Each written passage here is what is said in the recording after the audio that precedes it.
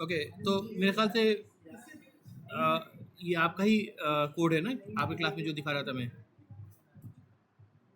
I think हमने एक student class बनाई थी, right? And we were trying to understand the difference between private, public, protected and default, right? हाँ। तो क्या डिस्कस किया था हमने? 3 विजिबिलिटी स्पेसिफायर जो जावा में है वो कौन कौन से हैं? Public, private and protected.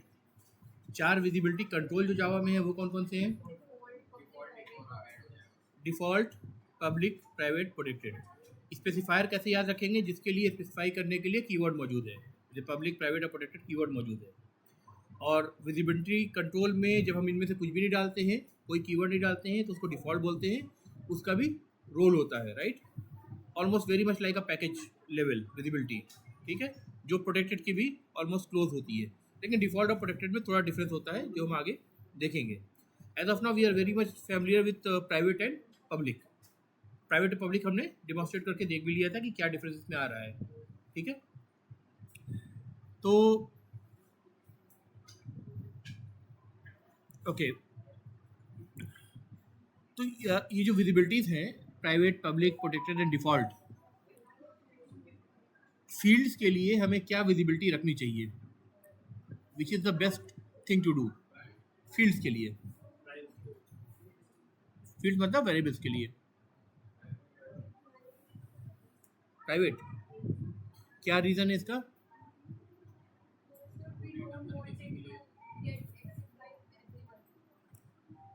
Data hiding, right? So we do not want to get it accessed by unauthorized what? Human or what? We do not want to get the variable and unauthorized access by what? Some human or something else of the source code, right? Of the code. ठीक है? तो अगर हम सारे variable को, for example ये जो final public final मैंने दिखाया था, ये क्या था? ये तो बेसिकली एक कांस्टेंट है, राइट? जब हम फील्ड की बात कर रहे हैं तो हम फील्ड को बोलेंगे कांस्टेंट भी है उसमें और वेरिएबल भी है, ठीक है? कांस्टेंट को हम चेंज नहीं कर सकते, राइट? एक बार जो वैल्यू असाइन कर दी, फॉर एग्जांपल इस आईडी में हमने वैल्यू असाइन कर दी, क्या असाइन करी है? info.jamia.hamza.in, ठीक है? इन्फो डॉट नहीं, इन्फो ऐड कहते हैं, ठीक है? मेल आईडी मान लो, ठीक है? तो university contact I D info@jamia.hamza.ac.in, जो सारे ही स्टूडेंट्स के लिए कॉमन रहेगी, ठीक है? तो वो हमने क्या करा, उसको फाइनल कर दिया और उसको पब्लिक भी छोड़ दिया। अगर कांस्टेंट है तो नॉर्मली आप उसको पब्लिक बनाएंगे, ठीक है? देयर कुड बी सिचुएशन कि आप उनको प्राइवेट भी बना सकते हैं। इनफैक्ट टेक्निकली तो अलाउड है, पब्लिक, प्राइवेट, प्रोटेक्टेड, डिफॉल्ट चारों अलाउड है। क्लास लेवल पे हमने देखा था कि सिर्फ पब्लिक या डिफॉल्ट दो ही विजिबिलिटी कंट्रोल हो सकते हैं, ठीक है? क्लास लेवल पे या तो हम ये पब्लिक कीवर्ड लिखेंगे या फिर कुछ भी नहीं लिखेंगे, प्राइवेट नहीं लिखेंगे, प्रोटेक्टेड नहीं लिखेंगे, ठीक है? क्लियर है? लेकिन फील्ड्स के लिए या मेथड्स के लिए public, private, protected and default all four are valid, और फोर आर वैलिड, हम कुछ भी उसमें से डाल सकते हैं, ठीक है? तो अगर हम कांस्टेंट बना रहे हैं तो normally we keep the constant as final, ठीक है? Normally we keep the constant as final, ठीक है? प्राइवेट उस कंडीशन में हम करेंगे जब हम उसको सिर्फ क्लास के अंदर यूज़ करना चाहते हैं, ठीक है? कोई हिडन इन्फॉर्मेशन चाहते हैं हम उसकी, but it should be a constant, I do not want to change it, ठीक है? तब प्राइवेट होगा, ठीक है? Rest every field I will prefer them to have the visibility which is most restricted. Which is most restricted? The most restricted is private, right? ये सारी field देखिए, सारी प्राइवेट है, सारी फील्ड्स को मैं एक जगह लेते जा रहा हूँ। अच्छा, ये मेथड्स जनरेट करके देखे थे हमने, ये आप ही क्लास का है ना? ये जो गेटर और सेटअप मेथड्स हैं, ये मेथड्स क्या है? नेम फील्ड है, नेम फील्ड के करस्पॉन्डिंग दो मेथड है, गेट नेम है और एक सेट नेम है ना? नेम चूंकि एक वर्ड है तो कैमल केस के हिसाब से एन स्मॉल है, लेकिन जब गेट नेम की बात करें तो ये फंक्शन का नाम 2 वर्ड है इसमें, तो कैमल केस फॉलो होते हुए एन कैपिटल हो जाएगा, जी स्मॉल रहेगा, राइट। गेट नेम का मतलब क्या है, अगर इस मेथड को हम कॉल करेंगे तो ये रिटर्न करेगा नेम फील्ड को। क्या? हाँ, मेथड्स को प्राइवेट नहीं होना चाहिए, मेथड्स को पब्लिक होना चाहिए। मेथड आपका पब्लिक होगा, मेथड सारे पब्लिक होंगे, ठीक है।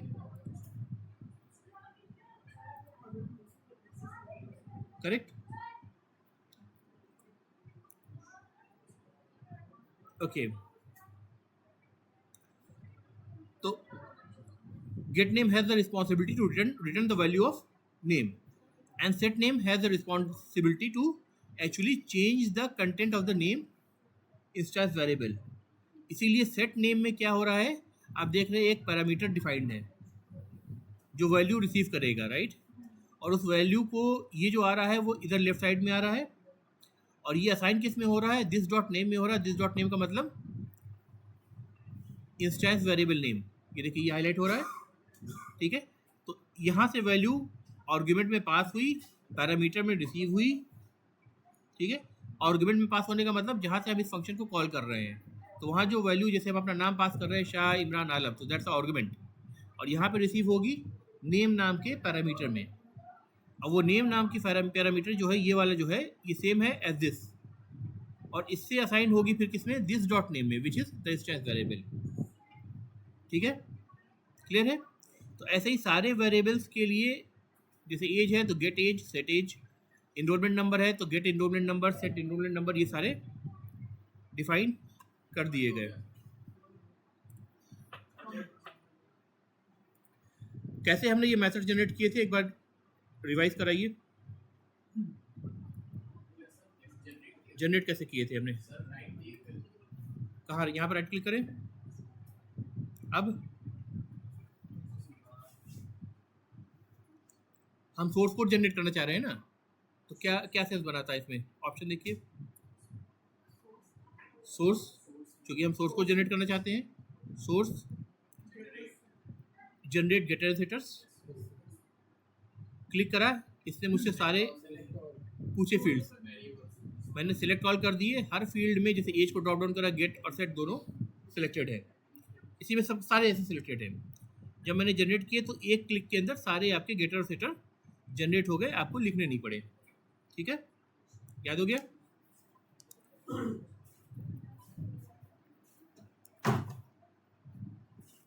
नाउ लेट अस अज्यूम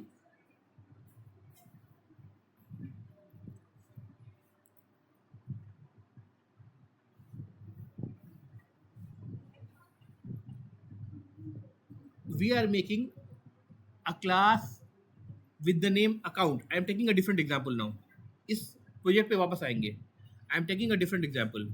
एक बैंक को हैंडल करने के लिए एप्लीकेशन की हम बात कर रहे हैं। So we are thinking about creating an account, ठीक है, फॉर सम कस्टमर, ठीक है, करेक्ट, ठीक है। बल्कि मैं इसको प्रोजेक्ट ही अलग बना लेता हूँ, क्योंकि जब भी इस पर काम करेंगे तो दोबारा से वापस आएंगे, ठीक है। New Java project, let's say banking, ठीक है, finish,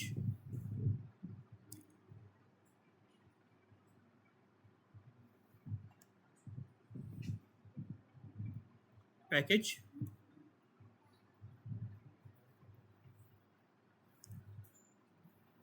HDFC, for example HDFC bank है, डॉट इंटिटीज, मैं क्या नाम दे रहा हूँ, इंटिटीज, HDFC डॉट इंटिटीज। तो पैकेज क्या बना, HDFC डॉट इंटिटीज। इसका मतलब इसके वर्क स्पेस में क्या फोल्डर बना होगा SRC के अंदर, पहले HDFC बना होगा, उसके अंदर एंटिटीज बना होगा, राइट। अभी ये खाली है। एंटिटीज का मतलब क्या होता है,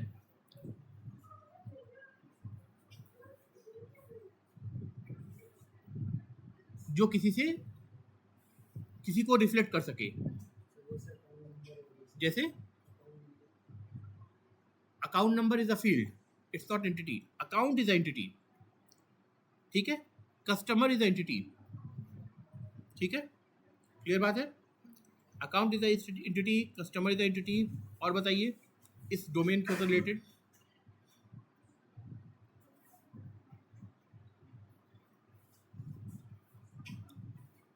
account statement is a logical entity, ठीक है, अकाउंट भी लॉजिकली है, customer is a physical entity, ठीक है।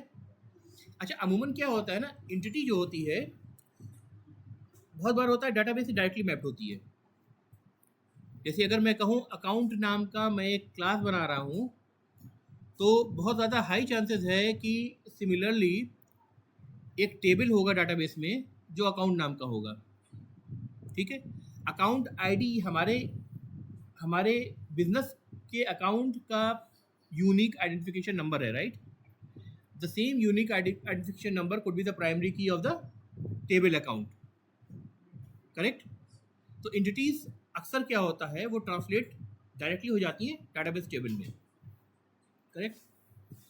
और जब आप नया अकाउंट खोल रहे हैं तो हो सकता है 1 और 2 एंटिटीज में combine together, 1, 2 or more entities may combine together to make a form, ठीक है। एग्जाम्पल मैं ऐसे दे रहा हूँ, जैसे अगर मैं एंटिटीज में पहले अकाउंट नाम की एक क्लास बना रहा हूँ, न्यू क्लास अकाउंट बनाया मैंने, कुछ फील्ड्स में फिलहाल डाल रहा हूँ, ज़्यादा नहीं डाल रहा हूँ। क्या हो गया, account holder name, account holder name ठीक रहेगा या कुछ और करें?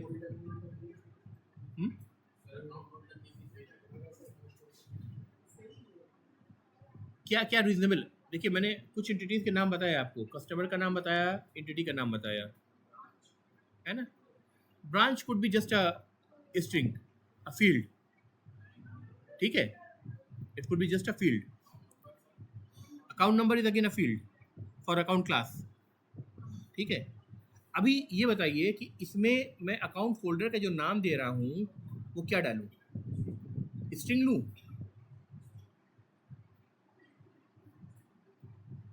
अभी रुकिए, अभी अभी अभी इन दोनों के रिलेशन में सोचिए। मैंने एक क्लास और बनाई कस्टमर, अब अकाउंट तो किसी कस्टमर को बिलोंग करता है ना, और एक कस्टमर का मल्टीपल अकाउंट भी हो सकता है, और एक कस्टमर का मल्टीपल टाइप ऑफ अकाउंट भी हो सकता है। जैसे अकाउंट तो एक एक चीज़ हो गई, सेविंग हो गया, करंट हो गया, एफडी अकाउंट हो गया, डीमैट अकाउंट हो गया, ठीक है। तो पहले पीपीएफ अकाउंट भी होता था, अब एनपीएस मोस्टली है, ठीक है। तो इस तरह डिफरेंट अकाउंट्स हैं, ठीक है। बट अभी डिफरेंट अकाउंट्स की बात को हम थोड़ा डिफर करते हैं, आगे देखेंगे। Account and customer has a relationship क्या है?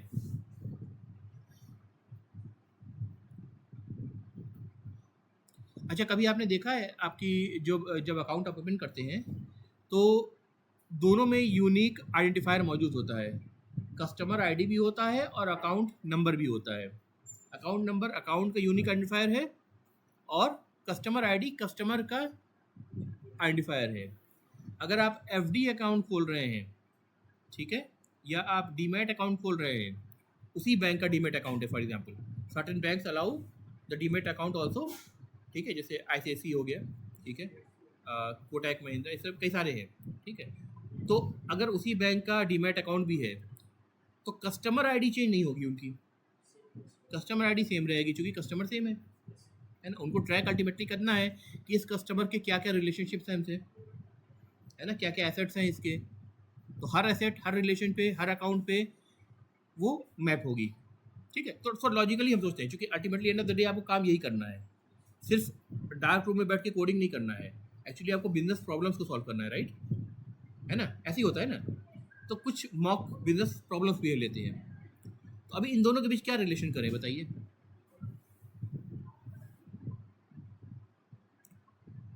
क्लास डायग्राम के टर्म में सोचिए जरा।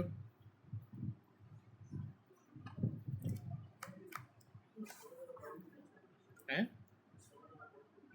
हाँ भाई, अभी मैं अकाउंट फोल्डर नेम जो ले रहा था वही तो कस्टमर है ना। अगर वो कस्टमर से मैप है तो अकाउंट होल्डर नेम हमें स्ट्रिंग नहीं लेना होगा ना फिर तो, क्योंकि कस्टमर के पास बहुत कुछ है, उसका नाम है, उसका हो सकता है कि अकाउंट में चलो नॉमिनी होता है, अकाउंट के साथ नॉमिनी जोड़ सकते हैं, कस्टमर के साथ नॉमिनी नहीं जोड़ेंगे क्योंकि डिफरेंट अकाउंट में वो अलग अलग नॉमिनी भी रख सकता है, वो बात समझ में आता है, ठीक है। कस्टमर का एड्रेस होगा, कस्टमर का KIC प्रूफ होगा, यानी आधार नंबर वगैरह होगा, तो ये सब कस्टमर का होगा, ये अकाउंट का नहीं होगा एज सच, क्योंकि वो सारे अकाउंट्स को बिलोंग करेगा, राइट। तो ये सारे डिटेल जब कस्टमर में इनकैप्सुलेट ऑलरेडी हो ही रहे हैं, तो यहाँ पर हम अकाउंट होल्डर नेम अलग से क्यों दें, फिर हम कुछ कस्टमर के साथ रिलेशनशिप इसकी होनी चाहिए। क्या रिलेशनशिप बनेगी, कुछ आइडिया दीजिए। मैं वर्ड फाइल खोल लेता हूँ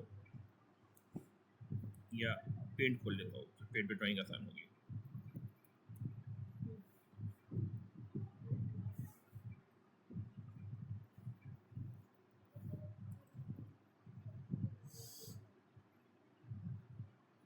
क्लास डायग्राम पता है, UML पता है, unified modelling language. Normal term में अगर हम कहें, लेमन टर्म में, अगर आप एक घर बनाने जाते हैं तो एक नक्शा पास कराते हैं, तो नक्शा ड्रॉ करते हैं, तो एक प्लान होता है ना। तो जब आप कुछ सॉफ्टवेयर डेवलप करने जा रहे हैं तो पेपर पे पहले आप प्लान बनाएंगे, क्या क्या हमें करना है, क्या इसके कंपोनेंट होंगे, क्या पैकेजेस होंगे, ठीक है, क्या क्या क्लासेस इसके अंदर इन्वॉल्व होंगी, है ना। क्लासेस के अंदर वेरिएबल और मेथड तक आप आएंगे, सिग्नेचर तक, अब्स्ट्रैक्टनेस, मैं एब्स्ट्रैक्टनेस की बात कर रहा हूँ, ठीक है। अगर मेथड की सिग्नेचर में आप इतना बता रहे हैं कि ये मेथड का नाम क्या है, तो उसके नाम से कुछ समझ में आ रहा है कि ये मेथड किस काम करने के लिए बना हुआ है, क्योंकि नाम हमेशा वर्बोज होता है, वोकल होता है, राइट। तो कुछ वो बताएगा, नॉनसेंस नाम तो आप देंगे नहीं, ठीक है। क्या रिटर्न कर रहा है वो बता रहे हैं, उसकी विजिबिलिटी बता रहे हैं आप, क्या पैरामीटर्स ले रहा है, ठीक है।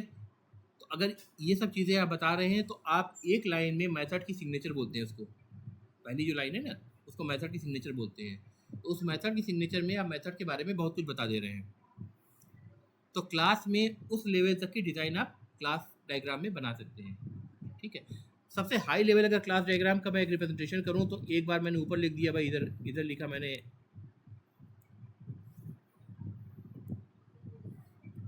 कस्टमर, इधर हो गया अकाउंट, वेरिएबल और मेथड नीचे आएंगे, ठीक है। तो वेरिएबल मेथड सभी छोड़ते हैं, पहले कस्टमर और अकाउंट की बात करते हैं। क्या रिलेशनशिप होगा दोनों के अंदर,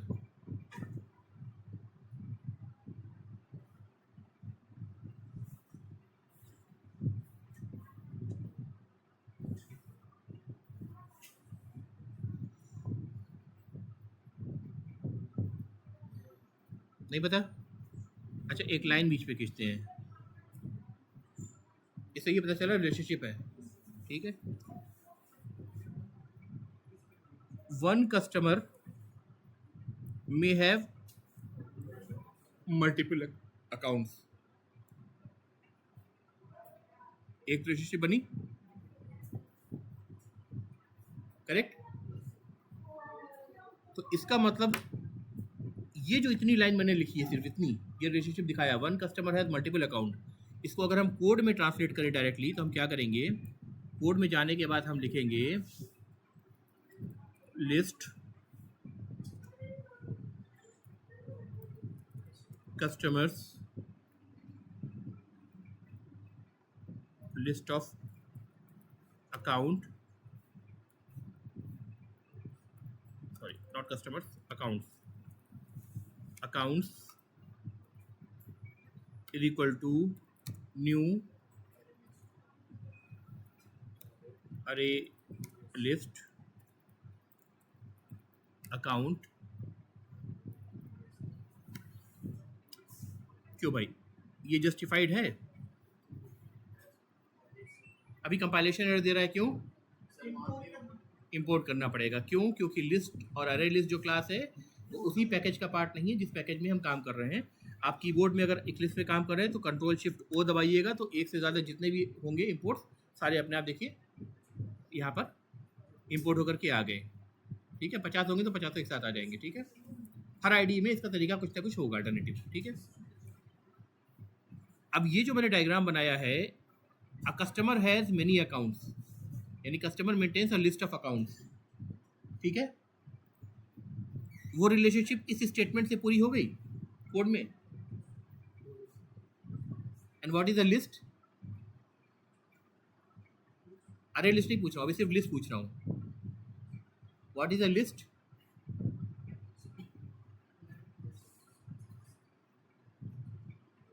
जावा पढ़ा है ना भाई?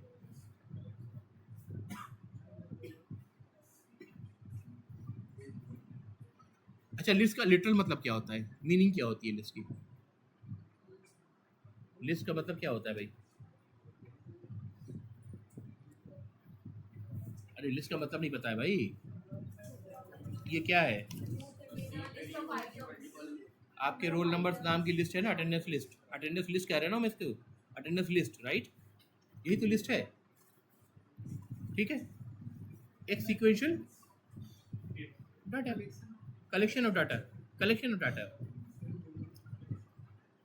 अरे is also a collection of data, ठीक है। Array is also a collection of data. अब जैसे अरे होता है वैसे ही अगर लिस्ट में कह रहा हूँ list is a collection of data, तो that means there could be multiple types of collections of data, ठीक है, जिसमें से एक है array list. It could be a link list, ठीक है। इट कुड बी मैप्स है, it could be a queue, ठीक है, ठीक है, बिल्कुल सही है, ठीक है। अब वो अलग बात है क्यू को हम अरे लिस्ट से इंप्लीमेंट कर रहे हैं या लिंक लिस्ट, मतलब अरे या लिंक लिस्ट से इंप्लीमेंट कर रहे हैं, दैट्स अ डिफरेंट क्वेश्चन, जो डाटा स्ट्रक्चर का पार्ट हो गया, right? Otherwise it's a valid collection, ठीक है। So a data structure which collects a number of elements is called a collection, ठीक है। अरे चूंकि बेसिक है वो हर लैंग्वेजेस में मिलता है आपको, तो अरे को अगर हम साइड कर दें तो अब ये जो स्पेसिफिक क्लासेस हैं लाइक अरे लिस्ट हो गया, लिंक लिस्ट हो गया, मैप हैश मैप हो गया, इस तरह की जो क्लासेस है जो कलेक्शंस को, या सेट हो गया, ठीक है, सेट, ठीक है। सेट मतलब डुप्लीकेट नहीं हो सकता उसमें, राइट, डुप्लीकेट एलिमेंट नहीं हो सकता। तो ये सारे जो डाटा स्ट्रक्चर्स हैं they are meant to hold collections. That is why the whole set of classes which are defined for this purpose, this kind of data structures which maintain the collection of elements are themselves called as collection APIs in Java. क्या कहलाते हैं इनको? Collection APIs कहलाते हैं ये। APIs मतलब the classes and the functions, the classes and the methods which are defined to facilitate something, कुछ काम को करने के लिए बनाए गए हैं, राइट? यही है, ठीक है। तो array list is one of the implementation of the list. Array list is one of the implementation of the list. That means a list could be categorized into multiple forms. Just like an account can be categorized as a saving account, a current account, a demat account, and so on. वैसे ही a list could be characterized as a linked list, array list, and so on. ठीक है, यानी different kind of list हो सकते हैं, ठीक है।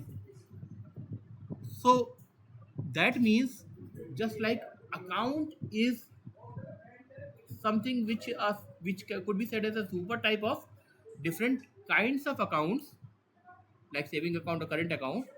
Similarly, list is a super type to array list and linked list and such similar list if there are any, ठीक है। बात समझ आ रही है? बेसिकली ये करेगा क्या, इन शॉर्ट बोले, इन नो मैंस टर्म बोले, ये अकाउंट्स जो वेरिएबल है ये एक अरे list which is a collection, इसको पॉइंट कर रहा है, ठीक है, जो कि बना है। ये जो ग्रेटर देन और लेस देन का सिंबल, इसका मतलब क्या है? लेस देन ग्रेटर सिंबल,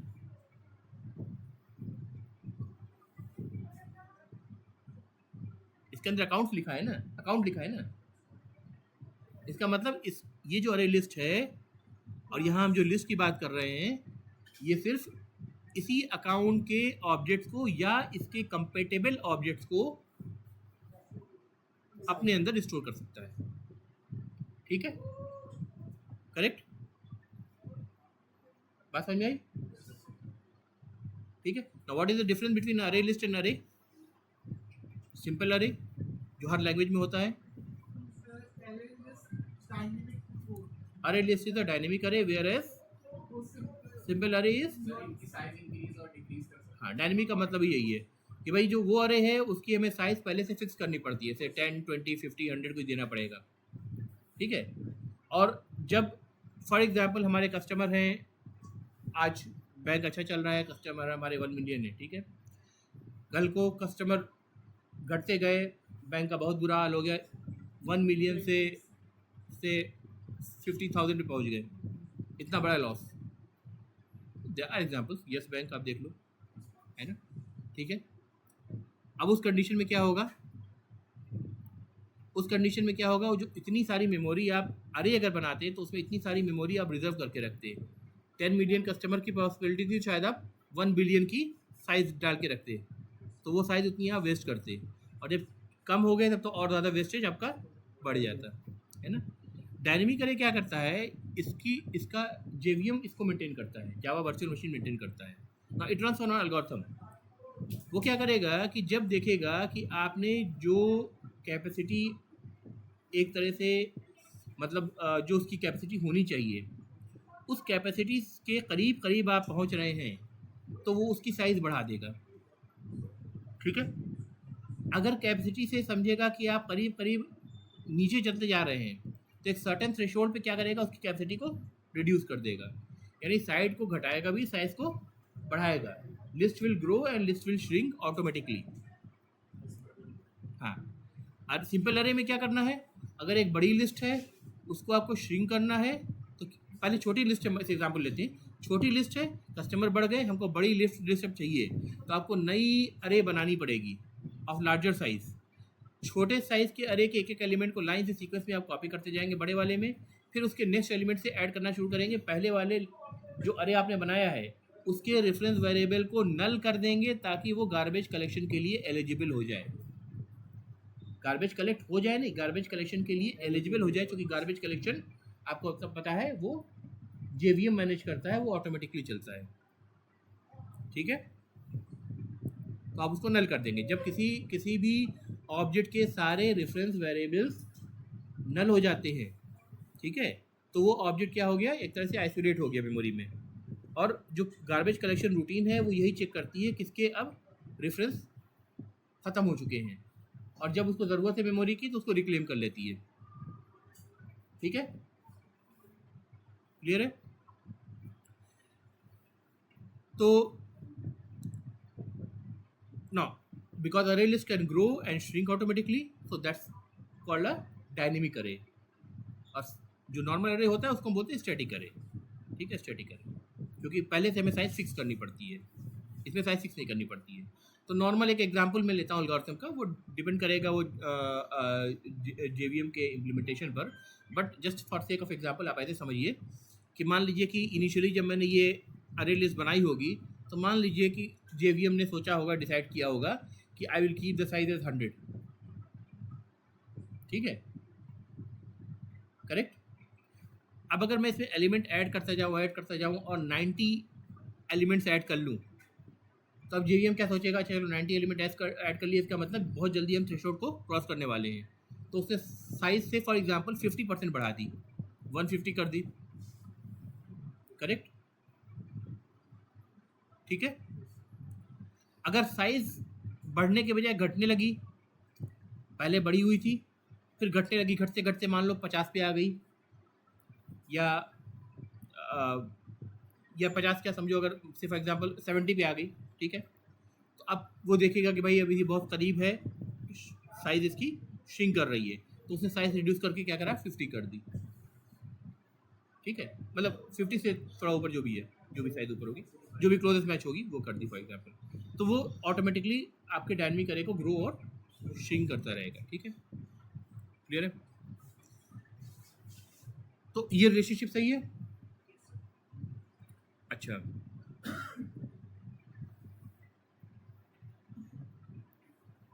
अब इसमें एक एंटिटी और डालता हूं मैं,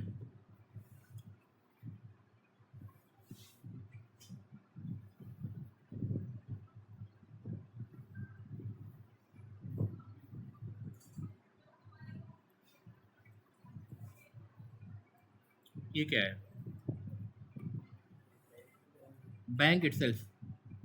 इसका रिलेशनशिप किससे बनेगा?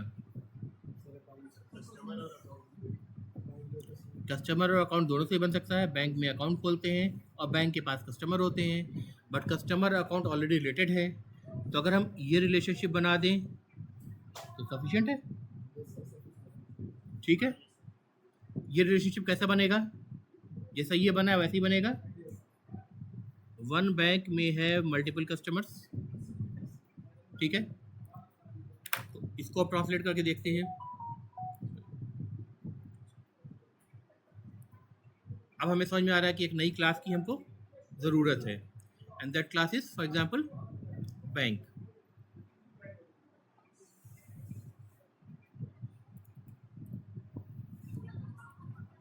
अब ये बैंक एंटिटी जो है इसके अंदर किस चीज़ की लिस्ट बनाए बताओ? हैं?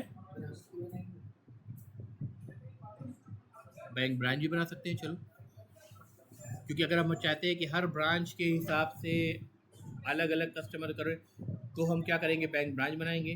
बट एक काम और भी हम कर सकते हैं आसान, हर कस्टमर में be associated to one branch, ठीक है, तो ब्रांच एक स्ट्रिंग एट्रीब्यूट भी हो सकता है, ठीक है, करेक्ट? क्या ये सही रहेगा? क्या क्या ब्रांच कस्टमर में जाना चाहिए या ब्रांच अकाउंट में जाना चाहिए? बैंकिंग के बिजनेस के साथ सोचिए, अकाउंट में जाना चाहिए ना, ठीक है, करेक्ट? तो एक अकाउंट मेरा हो सकता है किसी और ब्रांच में हो, दूसरा अकाउंट मेरे होम टाउन में हो, है ना, करेक्ट? तो चलो ब्रांच वाला किस्सा हम अकाउंट में डाल देते हैं, ठीक है, एज एट्रीब्यूट डाल देते हैं फिलहाल के लिए। कई बार आपको रिवर्क भी करना पड़ सकता है, जब आप डिज़ाइन करते हैं ना, कई बार आपको रिवर्क करना पड़ता है। और रिवर्क क्यों होता है? इसलिए नहीं होता क्योंकि टेक्निकली आपने गलत कर रखा है, इसलिए क्योंकि बिजनेस अभी आपको क्लियर नहीं है उसका, ठीक है। अब कल को कोई बंदा बताए कि भाई ऐसा है कि एक बंदा एक से ज़्यादा सेविंग अकाउंट पूरे इंडिया में नहीं रख सकता, कहीं है तो वो मर्ज होगा, जैसा बिहार में हुआ था। उस कंडीशन में आपको अपना रूल चेंज करना पड़ेगा, तब आपको कुछ और सोचना पड़ेगा फिर कि अब ये फील्ड कहाँ कहाँ सेंस बनाती है। तो ये जो डिसीजन आप ले रहे हैं ना, कौन सी फील्ड किस या एट्रीब्यूट किस क्लास के अंदर जा रही है, ये सेंस तब बनेगा जब आप उसके बिजनेस को इम्प्लीमेंट कर रहे हैं, और आप बिजनेस को ही इम्प्लीमेंट कर रहे हैं एक्चुअली सॉफ्टवेयर में, राइट, करेक्ट? चलिए बैंक में बताइए, बैंक और कस्टमर का रिलेशनशिप कैसे इम्प्लीमेंट करूँ मैं? लाइन कोड बोलिए, क्या लिखूँ मैं? अभी लिखा है ना, लिस्ट ऑफ क्या? कस्टमर, इसको नाम देते हैं कस्टमर्स, ठीक है, इज इक्वल टू न्यू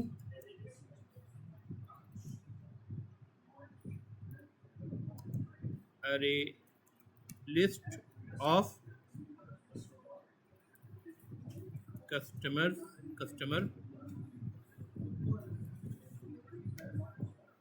ठीक है, कंट्रोल शिफ्ट ओ, इंपोर्ट हो गया।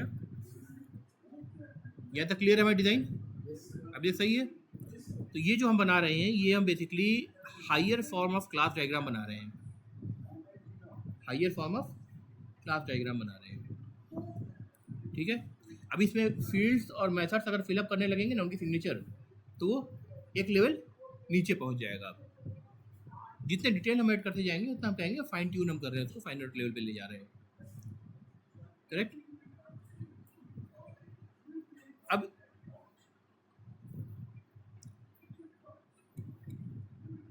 अगर मैं कहूँ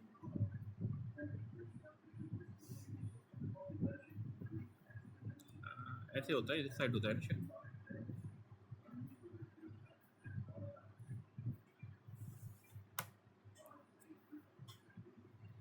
इसको मैं बोल रहा हूँ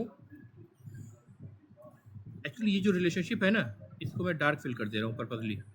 एम्प्टी डायमंड भी होता है और डार्क फिल भी होता है, ठीक है, मैं डार्क फिल कर रहा हूँ। इसको हम बोलते हैं कंपोजिशन,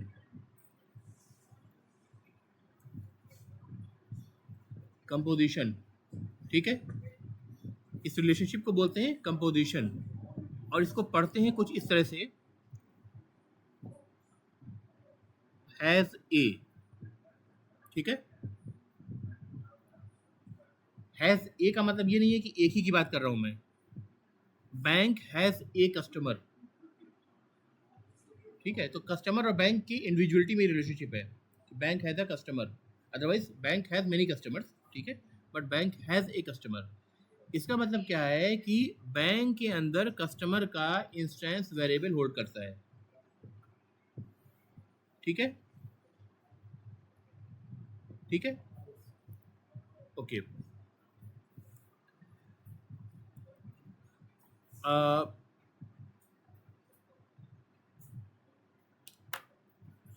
चलो इसको फिर आगे भी डिस्कस करेंगे जब हम यूनिटर्स करेंगे, तो इसमें कंपोजिशन में और यूनिटर्स में डिफरेंस देखेंगे, तब आगे इसको समझेंगे। फिलहाल के लिए इतना ही काफ़ी, कंफ्यूज होंगे आप। तो ये हमारा बेसिक अभी जो लिस्ट है ये तैयार है। तो we should start from where, from bank, from customer और फ्रॉम अकाउंट, किस पे में सबसे पहले काम करना चाहिए? पहले बैंक एग्जिस्ट होगा, ठीक है, फिर कस्टमर्स आएंगे, फिर कस्टमर्स के अकाउंट खुलेंगे, ऐसे ही होता है, ठीक है। बैंक के कुछ एट्रीब्यूट्स बताइए मुझे। एक तो हो गया लिस्ट ऑफ कस्टमर्स, ऑलरेडी हो गया, भले ही कस्टमर्स के एट्रीब्यूट अभी हमने डिफाइन नहीं करे हैं, आगे करेंगे। बताइए अब। अकाउंट, अकाउंट तो सारे के सारे एज एन ऑब्जेक्ट कस्टमर के पास चले ही जाएंगे। देखिए कस्टमर के पास क्या है, कस्टमर के पास है लिस्ट ऑफ अकाउंट्स, तो bank has customer, customer has accounts.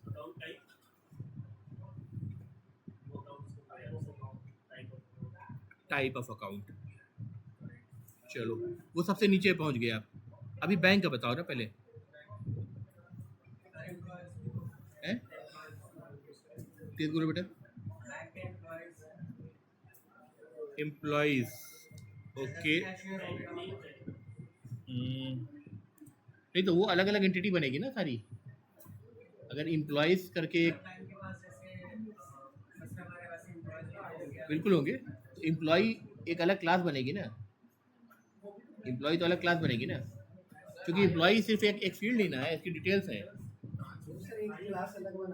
Employ अलग क्लास बनेगी।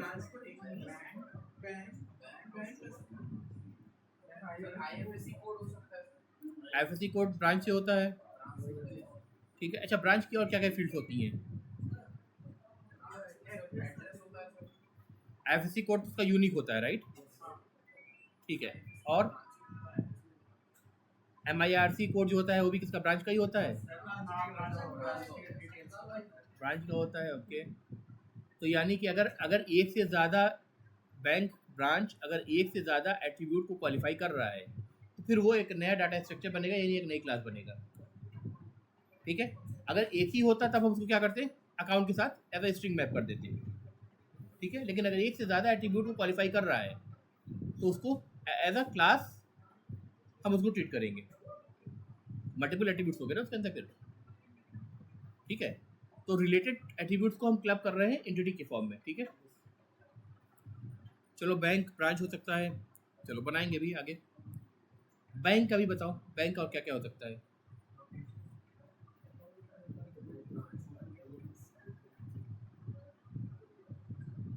जनरल डिटेल कहते हैं, जैसे फॉर एग्जांपल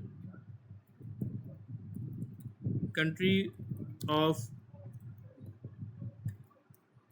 रजिस्ट्रेशन,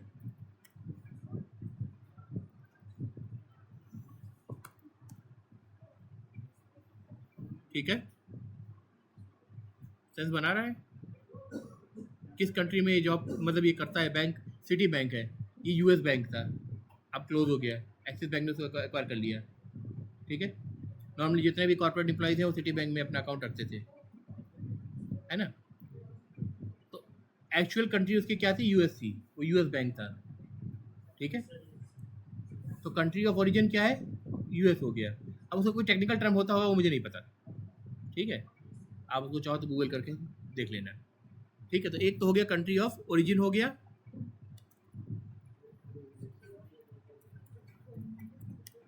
ओरिजिन हो गया, इसको क्या करें हम, स्ट्रिंग दे दें।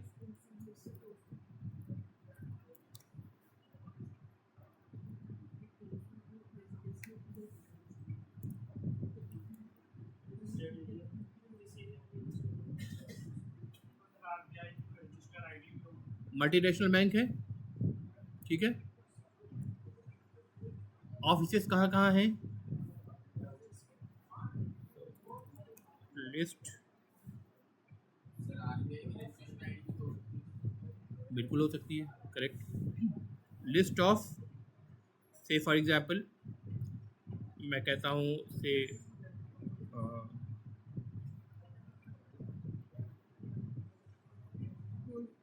लिस्ट ऑफ, स्ट्रिंग ही बना देते हैं, स्ट्रिंग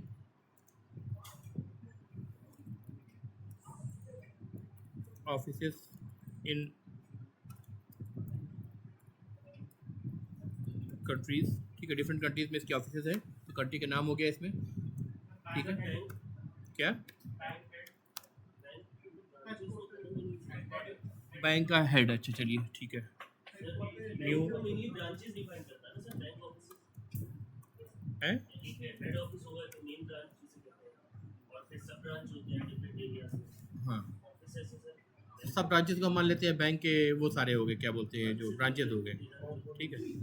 ये बेसिकली हम ये ऑफिसेस की बजाय इसको कह सकते हैं list of operations, operating countries कह देते हैं, चलिए तब सेंस बनाएगा। ऑपरेटिंग कंट्रीज, जिन कंट्रीज में ऑपरेट कर रहा है, ठीक है। New array list of type string,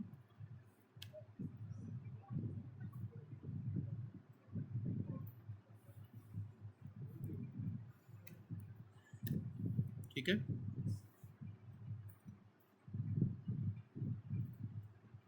और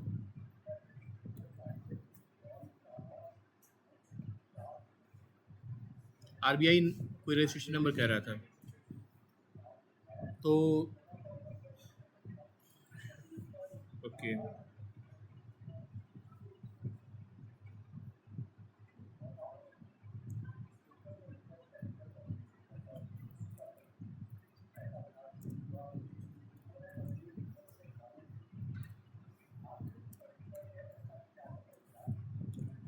आरबीआई रजिस्ट्रेशन नंबर तो कांस्टेंट होगा ना, एक बार मिला तो चेंज होगा नहीं, क्या करें बताओ।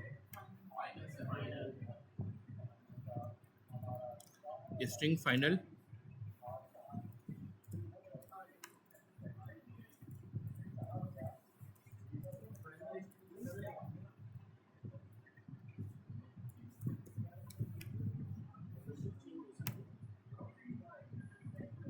रजिस्ट्रेशन नंबर,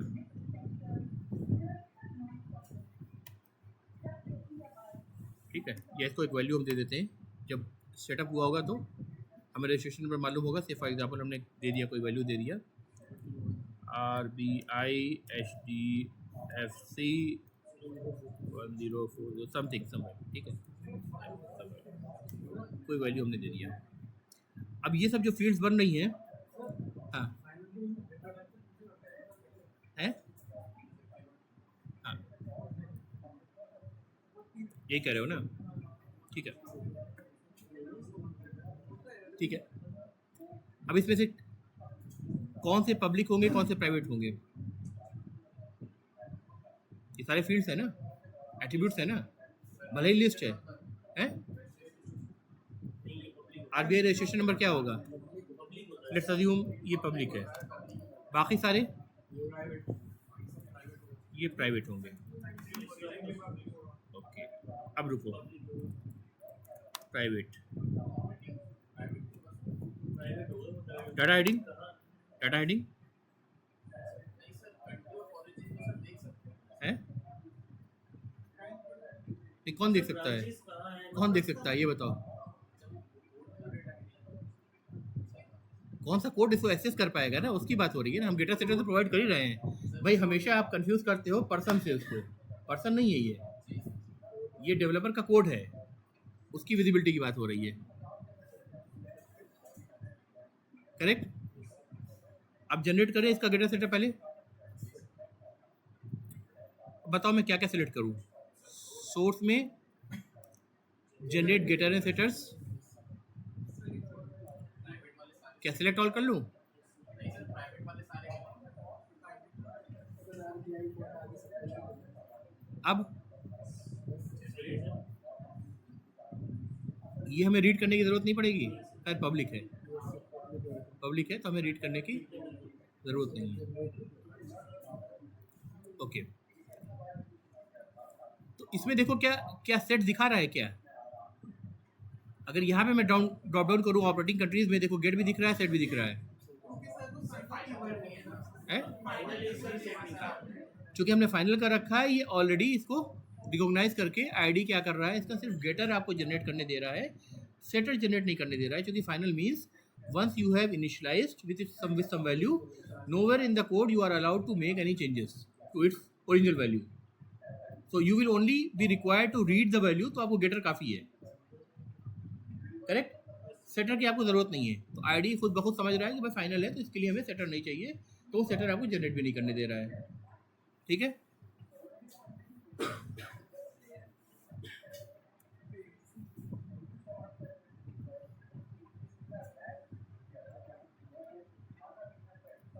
चलो ओके, अब कस्टमर का बताओ, कस्टमर का मैं क्यों बताऊं, आप लोग आके फिल करो, कौन आएगा बताओ?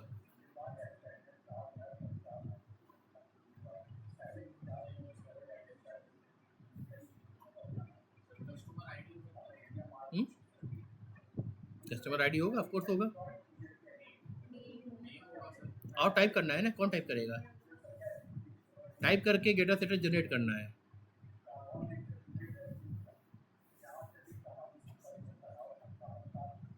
कोई दो लोग आ जाओ, चलो, दो कुर्सी भी, दो चेयर है, दो लोग आ सकते हो, कौन आएगा?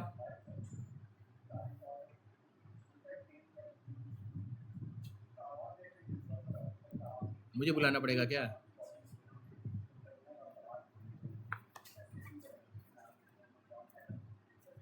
अमूमन देखो मेरी हैबिट क्या है ना, मैं पीछे वालों को बुलाता हूँ, जो पीछे बैठते हैं ना उनको बुलाता हूँ, तो पीछे वाले खुद ही आ जाओ, जो सबसे लास्ट इस रो में सबसे लास्ट दो बंदे बैठे हैं, आप दोनों आ जाओ, आ जाओ, जल्दी आओ, जल्दी आओ, जल्दी आओ, जल्दी आओ भाई, उठ के जल्दी आओ, देर मत करो यार।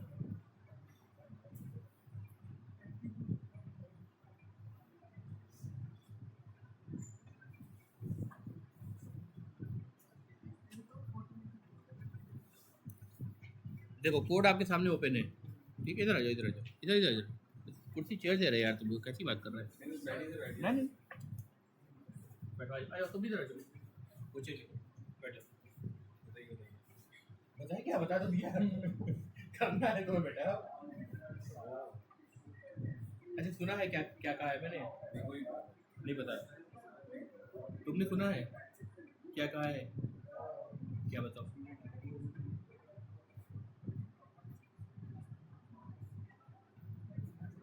नहीं बताया? चलो आगे बैठो, एक इधर बैठो, तुम वहाँ बैठो, अब आ जाओ भाई, आप दोनों आ जाओ, उठो उठो, वो बेचारा उसको लग रहा था कि इसका नंबर आने वाला है, पहले ही वो समझ रहा था। क्या नाम है भाई तुम्हारा? है? हाँ आ जाओ, तुम्हें पहले ही बुला चुका हूँ मैं एक बार, फिर भी माने नहीं, पीछे बैठे जा करते। हाँ। तुम करोगे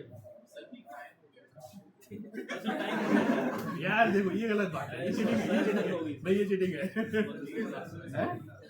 नहीं मुझे पहले ये बताओ मैं क्या डिस्कस कर रहा था, सो गए थे? एक बार तुमको पहले बुला चुका हूँ पीछे से। सर वो सर सुबह आइंदा से तुम्हें पीछे दिखना चाहिए। ओके सर, सर सुबह नेक्स्ट क्लास में तुम आगे से बैठोगे, तुम्हें समझ में आया क्या था? पहले ये क्या डाल दिया? नेक्स्ट क्लास में आप और आप पीछे मुझे दिखने नहीं चाहिए, ठीक है? अगर पीछे दिख गए तो अगली बार तीसरी बार बुलाऊंगा तो छोड़ूंगा नहीं, ठीक है? चलो जाओ बैठो। क्या हो गया, पैर क्यों तोड़ लिया? सर क्या पैर हुआ? सुन हो गया, हैं? पैर सुन। तब भी नींद नहीं खुली, बताओ यार। इसमें तो खुली जानी चाहिए थी। भाई सीआर साहब कह रहे हैं कि टाइम हो गया। अब मुझे लगा सीआर साहब कह रहे हैं कि मैं करूँगा। सर एक्चुअली सुबह 10 बजे से क्लास हो रही है अच्छा रेगुलरली। ठीक है, तो एक काम करते हैं, इसकी फ़ोटो खींचो। हाँ, सारी तीनों क्लासेस की फ़ोटो खींचो जो बनाया हमने अभी। एक पहले बैंक की फ़ोटो खींचो, बैंक की फील्ड की खींच लो, डेटा सेट जनरेट कर ही लोगे, राइट?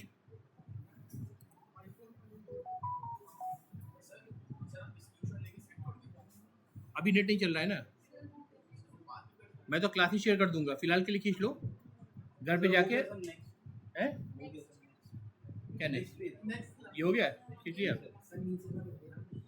वो छोड़ो, वो डेटा सेट जनरेट होगा एक क्लिक में ना, फील्ड तुम्हारी आ गई है ना, बस काफ़ी है, वो तो राइट क्लिक करके सोर्स से डेटा सेट जनरेट कर लोगे तुम। कस्टमर,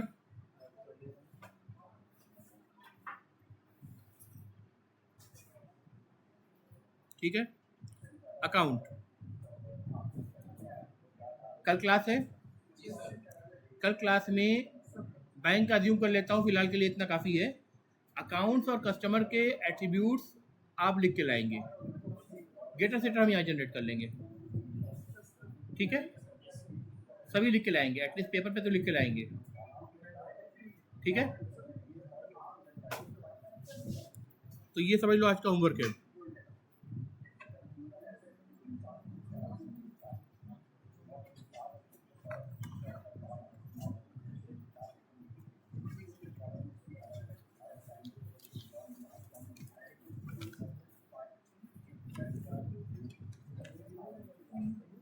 रोल नंबर 68, 69, 70, 71, 73, 74, 75, 76, 77, 78, 79, 80, 81, 82,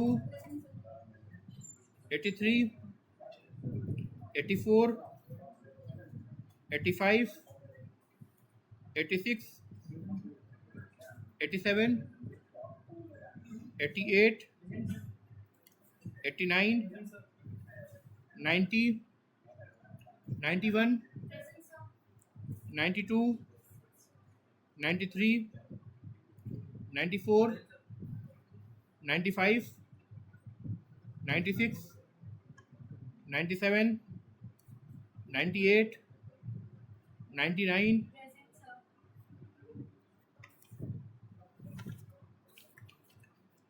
101, 102, 103, 104, 105, 106, 107, 107, 108 जा चुके, ठीक है, 109, 110, 111, 112, 113 हो चुका है, चलो 114, 115, 116, 117, 118, 119, 120, 121, 122, 123, 124, 125, 126, 26 कौन है?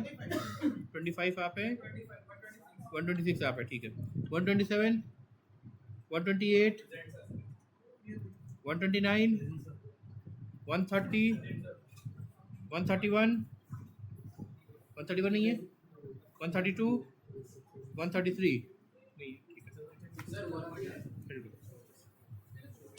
देख लो, देख लो, चेक कर लो सर 114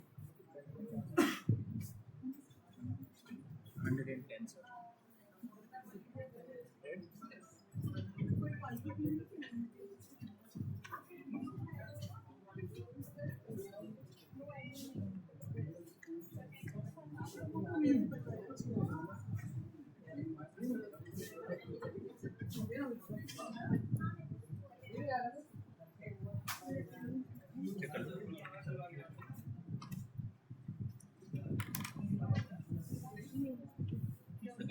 नहीं लगी है? बोलो नहीं देखा तुमने?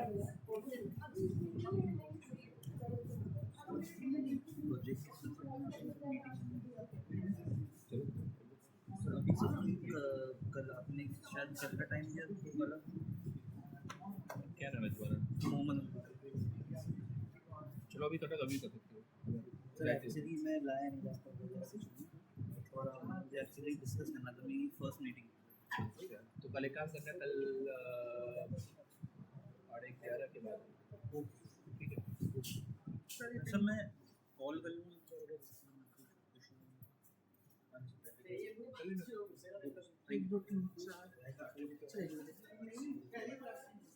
इस महीने बेनिफिट होगा ना पूरी क्लास सिस्टम में का अगर ये ना अटेंडेंस रही तो 75 के ऊपर अवार्ड नहीं दूंगा।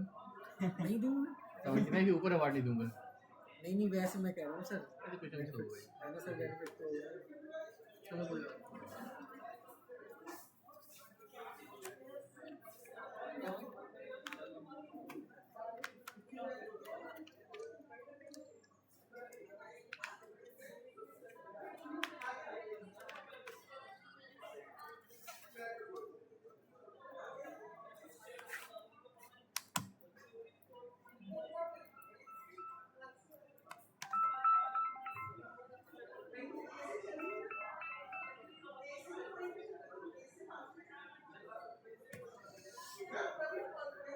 नहीं।